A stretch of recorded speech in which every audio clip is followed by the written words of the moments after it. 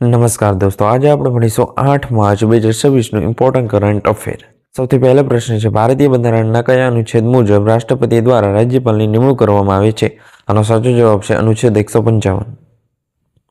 તાજેતરમાં રાષ્ટ્રપતિ દ્રૌપદી મુર્મુએ 9 રાજ્યો અને કેન્દ્રશાસિત પ્રદેશોમાં નવા રાજ્યપાલ અને લેફ્ટનન્ટ ગવર્નરની નિમણૂક કરી છે. બંધારણના અનુચ્છેદ 155 મુજબ રાજ્યપાલની નિમણૂક રાષ્ટ્રપતિ દ્વારા કરવામાં આવે છે. રાજ્યપાલનો કાર્યકાળ રાષ્ટ્રપતિની મરજી સુધી હોય છે. જો મિત્રો તમારે દરેક રાજ્યના રાજ્યપાલ વિશે જાણવું હોય તો મેં એના વિશે એક આપણી ચેનલમાં વિડીયો મૂકેલ છે, તો તે જોવા વિનંતી.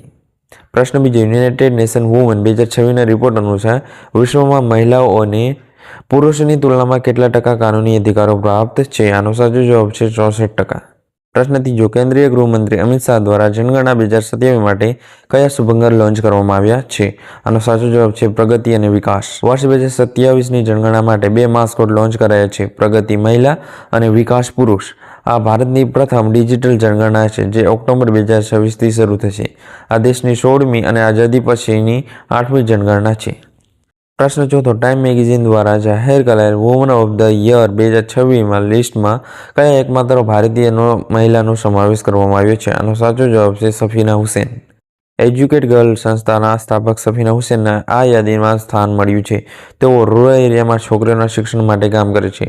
તેમની સંસ્થાએ 2025માં રેમન મેક્સેસ એવોર્ડ પણ મળી ચૂક્યો છે. પ્રશ્ન પાંચમો, પ્રખ્યાત હાટી રસાલા મહોત્સવ મુખ્યત્વે કયા રાજ્યમાં ઉજવવામાં આવે છે?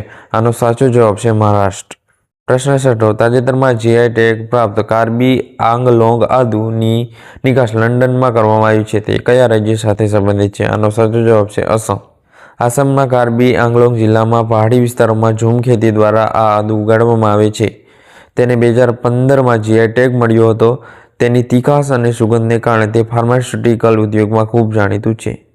પ્રશ્ન સાતમો, સેબીએ સોશિયલ મીડિયા પર ભ્રામક નાણાકીય પોસ્ટની દેખરેખ રાખવા માટે કયું એઆઈ ટૂલ લોન્ચ કર્યું છે? આનો સાચો જવાબ છે સુદર્શન એઆઈ.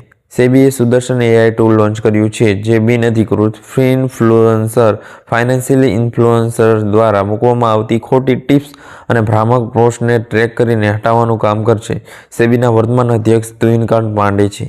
પ્રશ્ન આઠમો, drug controller general of India તરીકે કોનો કાર્યકાળ 1 વર્ષ માટે વધારવામાં આવ્યો છે?